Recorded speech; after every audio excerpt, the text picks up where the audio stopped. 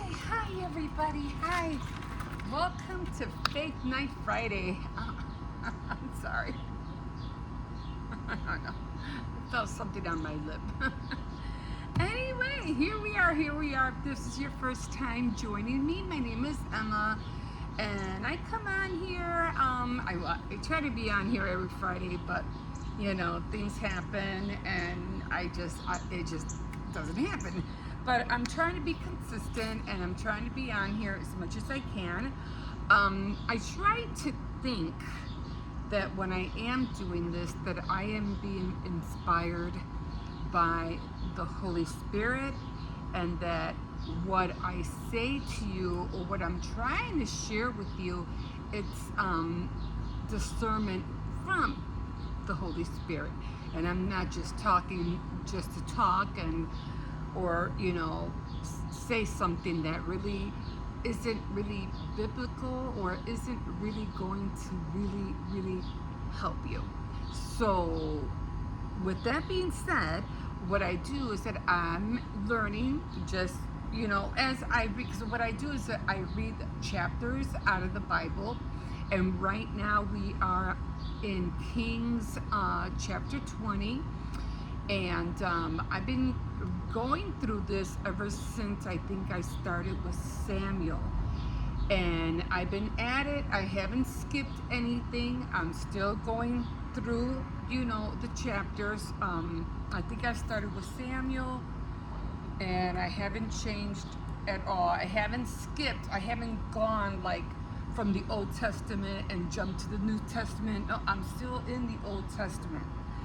So I did start with Samuel. I didn't read Judges yet or Deuteronomy. So, but when I do finish the Bible or the New Testament, because I plan on going all the way to the end, I'll go back and start all over again. I'll start with Genesis.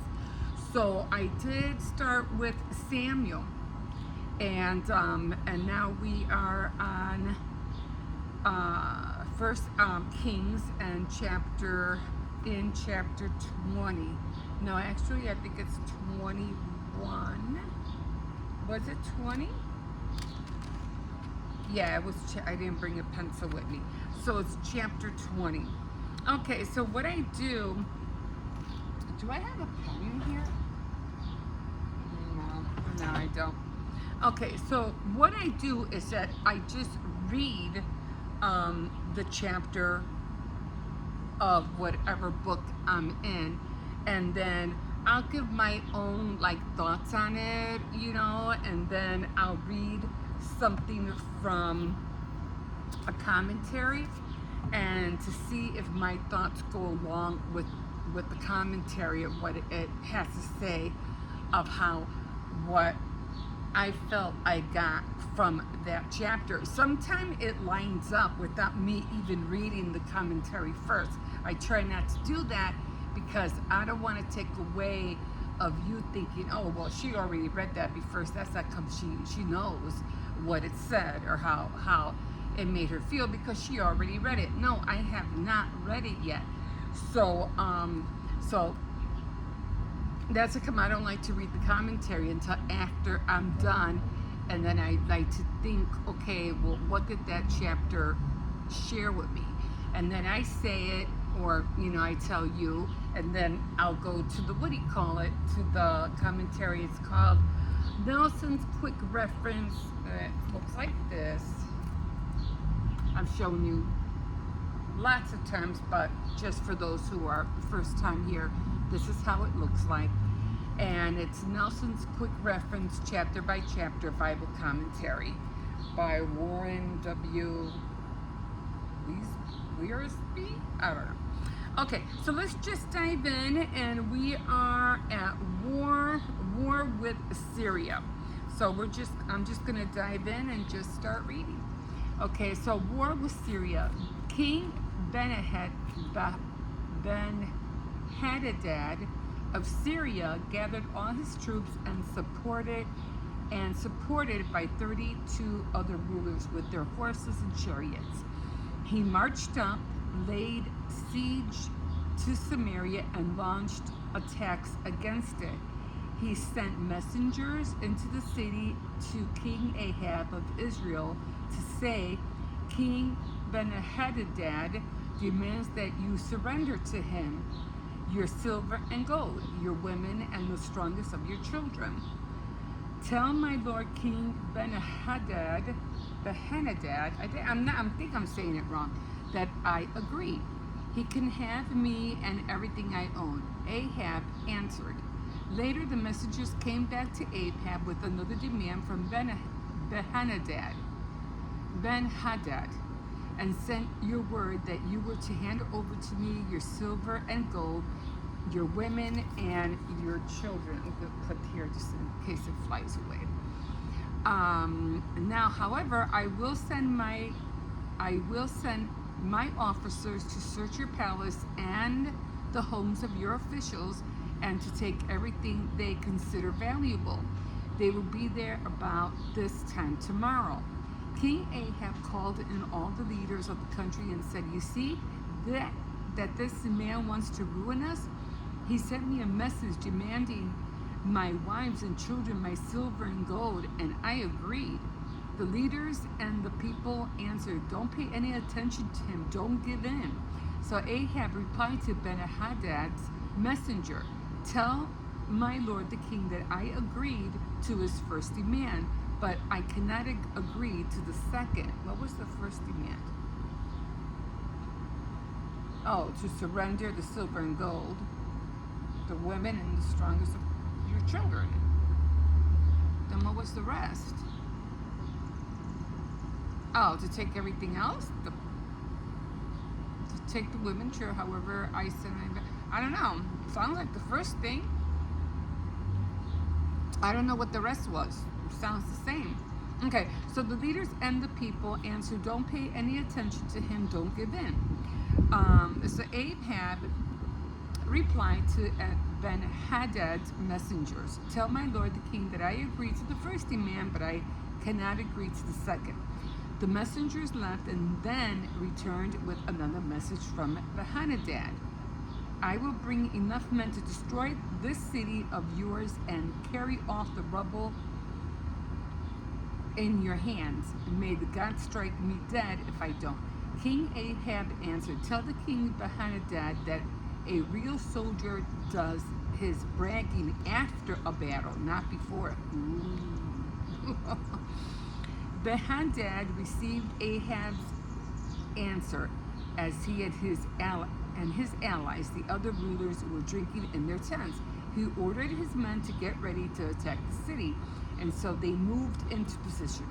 Meanwhile, a prophet went to the king Ahab and said, the Lord says, don't be afraid of that huge army. I will give you victory over it today, and you will know that I am the Lord. Who will lead the attack? Ahab asked. The prophet answered, the Lord says that the young soldiers under the command of the district government are to do it. In other words, I think it's him. Who will command the main force? The king asked. You, the prophet answered. So the king called out the young soldiers who were under the district commanders, 232 in all. Then he called out the Israelites' army, a total of 7,000 men.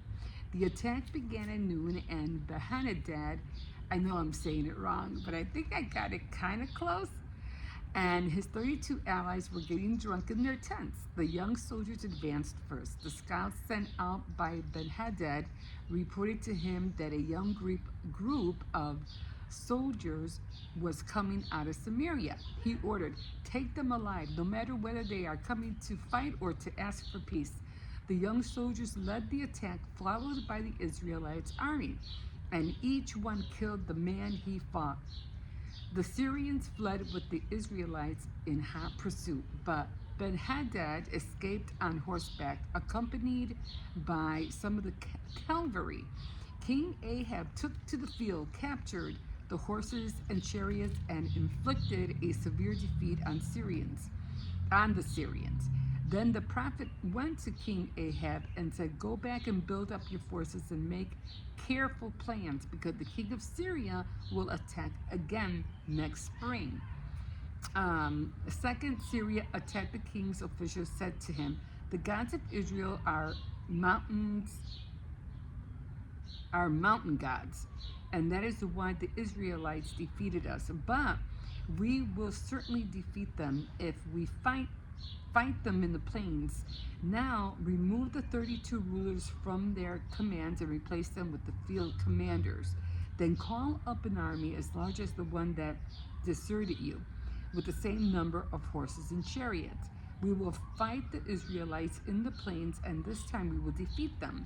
King Ben-Hadad agreed and followed their advice. The following spring, he called up to his men and marched with them to the city of Ephek to attack the Israelites.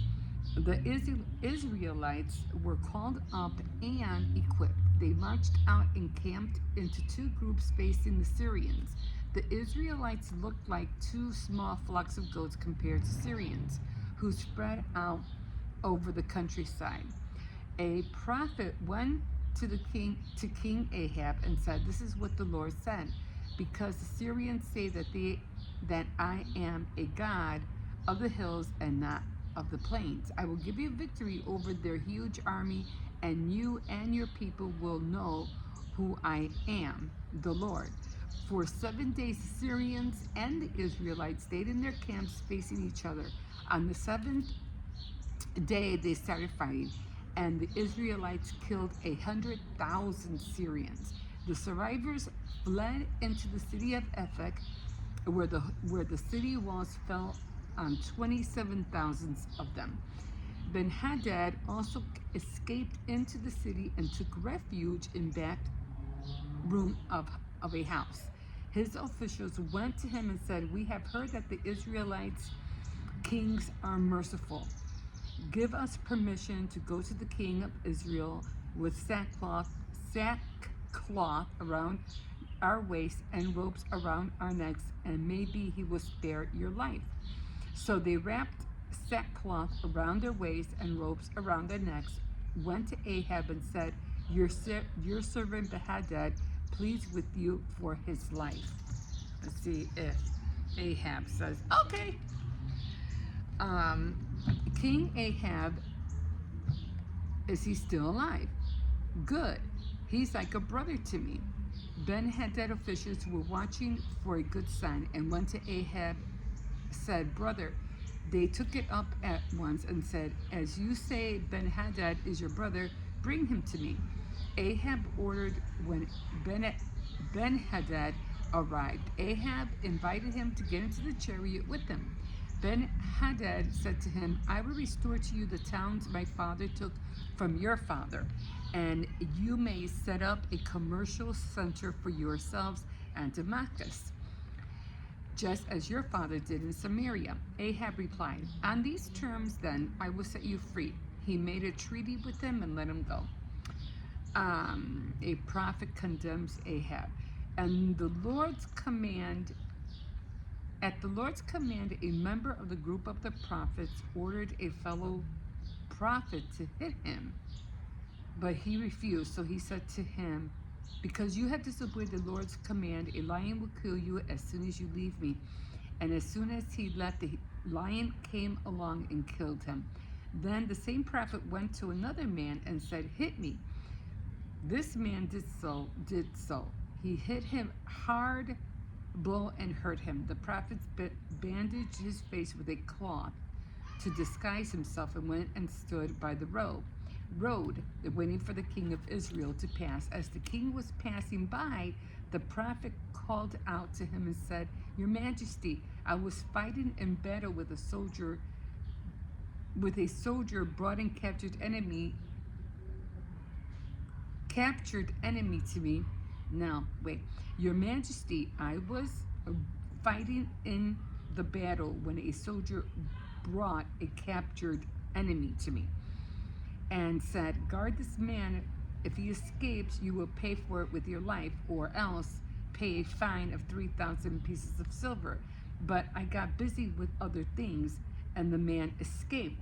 The king answered, "You have pronounced your own sentence, and you will have to pay the penalty." The prophet tore the cloth from his face, and at once the king recognized him as one of the prophets. The prophets then said to the king, "This is the word of the Lord, because you allowed the man to escape, whom I had ordered to be killed. You will pay for it with your life, and your army will be destroyed for letting his army escape." The king went back home to Samaria, worried and depressed. Was that King Ahab or King Benhadad? Dad.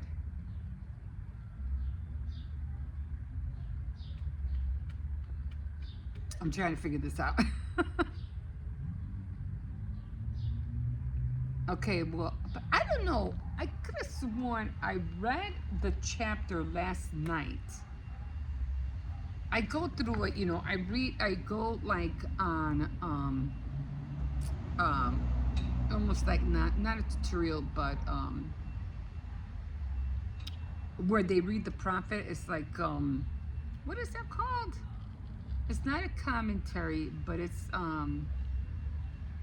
like they read it out loud to you. I go on one of those so I can, it can help me pronounce the names.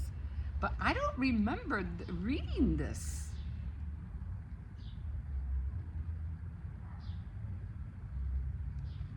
I know I read it. Unless I was hearing, I was reading 19. I could have sworn it was 20. No, because I remember Benhadad. I know I remember, seeing his name a lot. But I don't remember reading the prophet condemns Ahab. I don't know. Okay, well, let's just go on. So, in other words, I think, again, like always, every time it comes to, the Israelites or one of the kings listening to the prophets, they never seem to listen. They always seem like, I'll do it my way, I'll do it my way, and then they end up getting in trouble for it. Now, this thing about him getting hit a lot and saying that, hit me, this man did so, hit him a hard blow and hurt him. And the prophet bandaged his face. So the prophet was the one that told someone to hit him, waiting for the king of Israel to pass. Unless this was Ahab, and Benhadad was the Israelite. I'm confused on this one. So anyway, let's find out what the commentary has to say. So I'm a little bit confused on that one. Okay, so let's go to 1 Kings 20. And let's say, okay, so victory, 1 Kings 20. So victory, in his grace, God gave wicked King Ahab two victories over the enemy. The first victory was to teach Ahab that the Lord was the true God, and the second was to show that the enemy, that Jehovah was not weak and limited like heathen idols. We must never think that we receive blessings because we deserve them. Compromise. Instead of claiming a complete victory and destroying Benhadad, Ahab entered into a treaty with him. King Saul made the same mistake when the king of the Amalekites, and both kings lost their kingdoms because of their disobedience. I remember King Saul being like, not really caring about, everything that was going on with the church. He kind of felt like, I'll just go with it. I'm king. I can do whatever I want. I'll just go through the motions. But he didn't really have the spirit of the Lord in him, and that's how come he ended up losing his leadership, and King David was the one that took over. You would think the battle is over. You face your greatest danger and experience your greatest defeat. The Lord had given the king ample evidence that he was God, and Ahab persisted in hardening his heart, too spiritually blind to know who the prophet was or what he was talking about. Ahab pronounced his own death sentence. His pouting did not change anything, but he refused to turn to the Lord. Okay. Yeah. Well, I'm just going to have to think about that one because I'm kind of got lost on that one. But anyway, it is what it is. So another thing that I wanted to talk about, and I didn't bring the book with me. I left the other Bible in the what do you call it? I think it was I was reading Lamentations. I don't think I'll be able to find it in here. But I was reading every time. It's like it comes at this hour. Like, I don't know. And then I can get copyright because he has this music on so loud. Oh, my God. I am going to have to, remember this. At whatever time he comes at. And then I get in trouble. It's not my fault they're coming home at this hour. Jesus. I was reading Lamentations. Maybe this is what time he gets home. I don't know. Ezekiel, because I'm in Ezekiel right now. But what? Oh, come on, turn it down. I'm gonna get a copyright because of you. Oh my God. Anyway, I was talking about what do you call it? About people on the north and people of the south last week, and I was talking about how America is never mentioned in the Bible. So then I said, okay, it's never mentioned in the Bible what happened to us. But in Lamentations, I was reading about a lot about how a lot of people, a nation got like totally stripped away from everything they had. And they were always talking about that a bigger nation from the north was gonna come and defeat the ones from the south.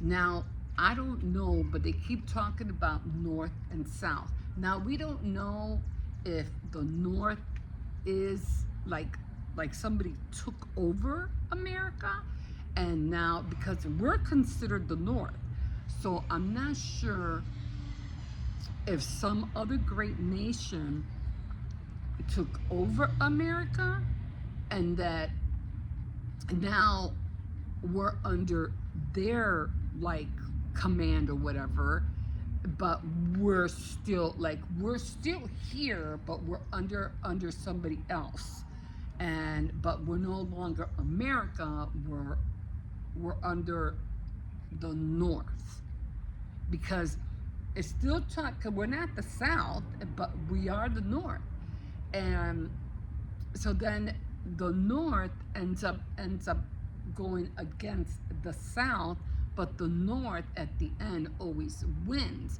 So it just seems like there's going to be two great nations, towards the end of times, and to me, it's either us. And I think it's China. I think. This is not written in stone. I got a feeling it's both of those. Now, then they talk about Babylon. And if you kind of like read through the pages, you kind of like read like through like in between the lines, you can almost like know what's being talked about.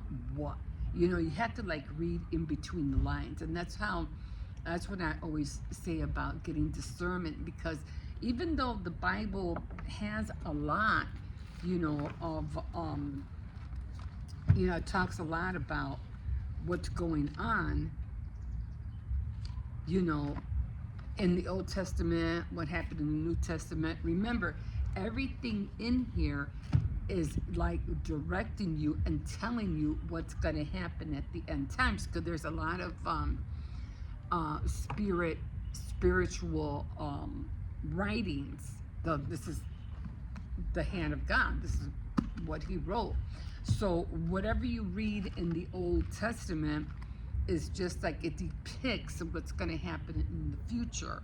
And of course, you always read in Revelations the exact thing of what's going to happen, But again, everything is prophesied. So everything in here is prophecy from what's going to happen at the end of times. So it's like you have to like really like read in between the lines somewhat. And Babylon is always considered the nation that had everything, that had all the gold and the great of everything in it.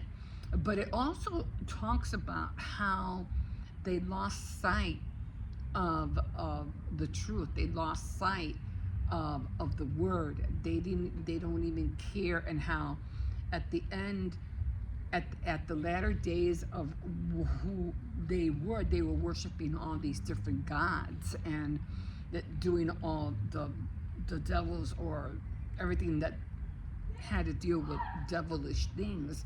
They were all into Satanism. They were all worshiping and doing evil things. And even in the Bible, they talk about women, children, people fighting against each other, women, parents and children are fighting against each other, killing one another. I mean, that's happening now. But they did mention something that really, like, well, I don't think we've come that far. But in Lamentations, towards the end, when I was reading it today, it was like Babylon had come so far, so desperate. The world was in so much turmoil, and they were starving, and even the rich people of the richest of the rich, rich had lost all their wealth, and they were just as poor as the homeless guy on the street. I mean, everything had gotten so bad that even the tenderest of hearted women would literally cook and eat their own children. Now, here's the thing. I don't think we've come that far yet. I do believe that, the latter times, which is now, parents are fighting with their children are disobeying their parents. We haven't gotten to the point where people are just out killing one another because they don't believe in God, and they'll kill you. That hasn't happened yet, but we are at the point where children right now don't listen to their parents, and they argue, and the parents are. I mean, I watch all these crime shows all the time, with the body cam and everything like that, and it just hurts me to see, children beating on their mom, or fighting over children, killing their mom and dad. It's like, oh my God. And what I had mentioned last week about, we're not only dealing with people who are potheads anymore, we're dealing with people who are on meth. We're dealing with people who have mental illness, and these people are walking the streets. They're walking the streets, and they're killing people because, and there was this one that I watched, and it was a little bit horrific. And these were therapists who were trying to help this individual. And this is not for children to hear, by no means. But this person these therapists or two women were trying to hit this mentally ill person, and he was going for therapy. So I would have really cautioned therapists. And he did say something. He said, I got tired of me talking and talking and talking, and they never helped me. And I was like, I understand that, because when you go to seek therapy, you're seeking for some kind of insight, some kind of help. But if you're all you're doing is just letting the individual talk and talk and talk, and you're not saying anything to help them, then what really is your vocation? What is it? What's your expertise? What are you a therapist for if you're not helping this individual? So he said he got tired of talking and talking. He felt like he was talking to himself, and the therapist was just sitting there and just listening. But he felt like he was just talking to a wall. And I was like, exactly. So he ended up killing them. Yeah, he ended up killing both of them. And he went to their houses, and like I said, this is not for young ears to hear, but he actually used a hammer. They asked him, well, how did you kill this individual? And he goes, he used a hammer. And I was like, whoa, very graphic, very graphic. But again, like what I'm saying is that, and I won't tell you the rest because it's just too gruesome. But again, if you're not helping anybody, and if you think you are, you better make sure you know what you're doing. Because if we're dealing, which we are dealing with these kind of people that are walking the streets. As it come, stay home.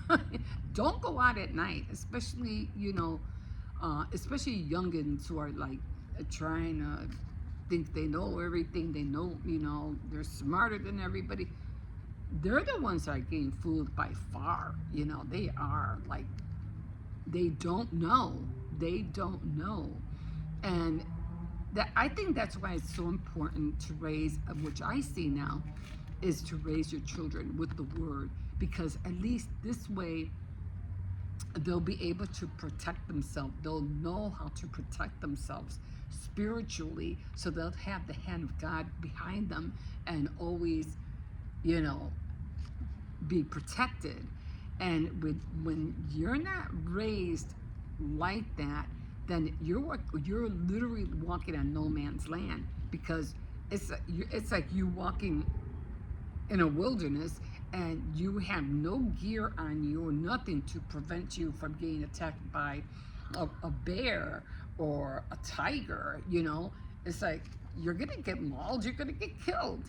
But it is scary, times like that, but it does talk about that in Lamentations. And if you read it, you'll see that Babylon is the greatest nation with all the wealth, but then again, it's going to be brought down, and like I said, the worst is yet to come. I keep mentioning this because this is how I feel in me, that and that's what the word says, that that the glory of the Lord is going to fall down on all the earth. And this one really gets me. Let me say this first. All the glory of God is going to fall on the earth, and we're all going to be happy, go lucky people. Everybody's going to have everything they want, but it's only going to be for a short time. But he also says that again later, when the enemy is unleashed, and it's going to be like havoc, hell on earth, and that's also going to be for a short time. We don't know what a short time is, although we do know that 1,000 years is one day to God, or to the Lord. But the other thing that gets me all the time is like, because I remember this reading years ago, and the Lord said, you know what? It's better for you to be not married, not have any children, and just be on your own. It's better for you. But then he tells us to be fruitful and multiply. I was like, Okay, which is it? You want us to be fruitful and multiply, but then again, you're telling us stay away from all that. You'll be a whole lot of happier person if you didn't get married, didn't have children, didn't have anything. Just just have God in your life and you'll be happy. And I understand why now, because people are getting to the point where they just don't know how to live. They don't. I remember watching, again, another crime show. And this woman got arrested because apparently she was being mean to her kids. And I mean, she did have a like disabled kind of personality, and she, poor, didn't really have much, and you know, and and she got in trouble because she was, hitting the kids and everything like that. And she was saying, well, I was trying to make a cake, and that's all I was doing. I was getting frustrated and I was getting mad. And so she's trying to make a cake at the house. But when you have unruly kids and you're not teaching them anything, and all they're doing is just sitting around, not doing nothing all day under the sun, but just sitting there and just, I don't know, not doing nothing except, raising havoc around the corner to see who they can mistreat or insult or whatever, and they're not doing anything. As soon as she decides to make a cake, there they are, all up in her business, all trying to find out what she's doing here, what she's doing there, what is she mixing here, making fun of her, throwing flour all over the place. I would be pissed too. But the reason they're doing that is because they have nothing better else to do than to give her a hard time because she's trying to make a cake. It's like, this is what you teach your kids. If you don't teach them how to behave at the get-go, and when you really want to do something, they're going to be all in your business and they're not going to care what you're doing. They're not going to let you do what you want to do because they're going to make sure that whatever you're trying to do, you're not going to be able to do it because they're going to get you in trouble. And that's what happened. She got in trouble because she was eating the kids because they wouldn't let her bake a cake. Oh my God. I really felt sorry for her. Like, I really did. I was like, man. And she gets it. I don't think she was able to explain that right, but I would have been too. Get out of here. But that's what happened. She got in trouble. But again, when kids don't have nothing better else to do, they'll get in your way and not let you do what you want. It's just crazy. I don't know. You might have seen it. You might have seen it. I don't know. I don't know. But anyway, guys, just, when you see things like that, or when you hear things like that, you realize that the word is not, it's close to the truth, because everything that's happening right now, they're talking about it in here. Now that part about, the women who are the most tender-hearted and they end up cooking and eating their own children, I mean, I never read that before. I never read that before until I was reading Lamentations today. And I said, oh, so things are really going to get that bad? That bad? That's bad. And we're not even close to that yet. I mean, I have heard stories, other stories, but not like that. So, again, just dig into the word, read it for yourself. In other words, I think it's more like prepare yourself, and pray. Pray, guys, because like I said last week, this nation, this world is going to need so much prayer that the things that are going to happen in the future are going to be, I mean, you're literally the lucky ones, because you didn't have to go through what the people went through back in those days. Back in those hundreds of years ago, where, I mean, you watch all those movies, but I don't, people fighting with swords and everything is all made up. But would a man actually know how to fight like that? Like, for real? I don't think so. I don't think so. Because they weren't raised to be warriors like that. Yeah, there's movies about that, but you weren't raised to fight like that. It's all acting.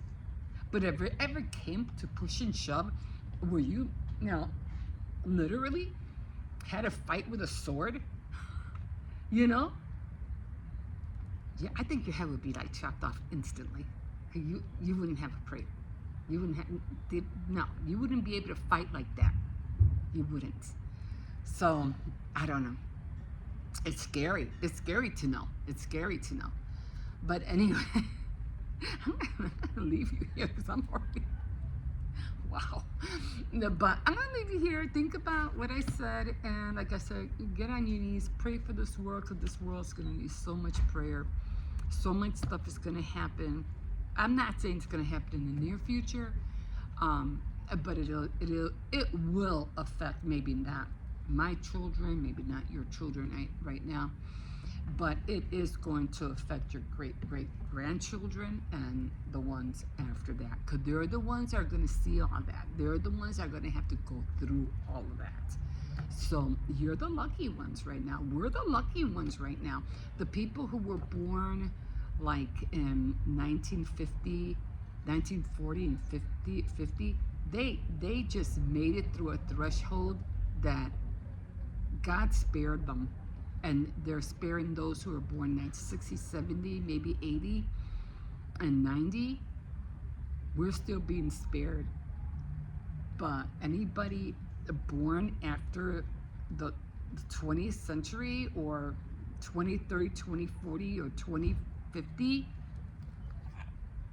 I don't know only God knows what's going to happen after that, because again, we're getting closer to that end of time, that timeline, So anyway, guys, just give your hearts to Christ. Have him come into your life. Tell him to share with you so that you can share with others, so you can discern what it is that he wants you to tell others about. And yeah, make him Lord of your life so he can save you and protect you, because without that, you're not going to have nobody out there to do that. So,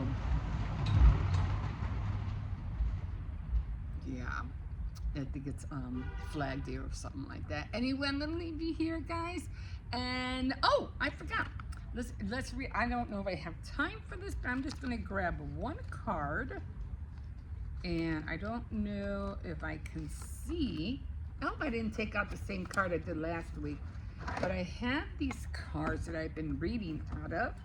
Okay. And these are kind of like their Bible commentary cards. 580 Bible trivia questions. So, let's see.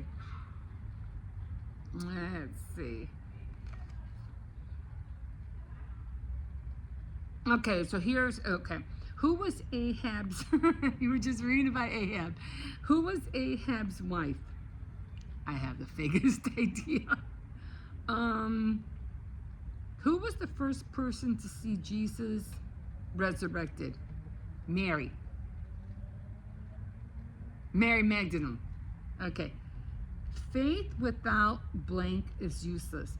Faith without works is useless, right? I think I got that one right. What mountain did Caleb inherit at his rewards? I had the vaguest idea.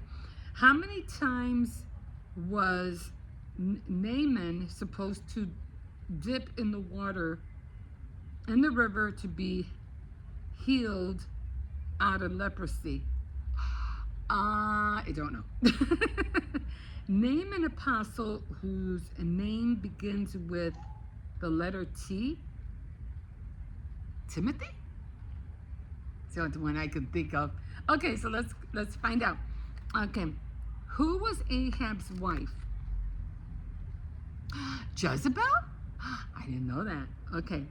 Okay, who was the first person to see Jesus at his resurrection? Mary Magdalene. Yes, I was right. Faith without deeds. Yeah, faith without blank is useless. Faith without deeds, faith without works is almost the same. What mountain did Caleb inherit at his rewards? Hebron? I don't even know where Hebron is. Okay, how many times was Naaman supposed to dip in the river to be healed of his leprosy? I was going to say 7, but I wasn't sure, and it was 7. Okay, name an apostle whose name begins with the letter T, and the only one I could think of is Timothy, and it was, Thomas or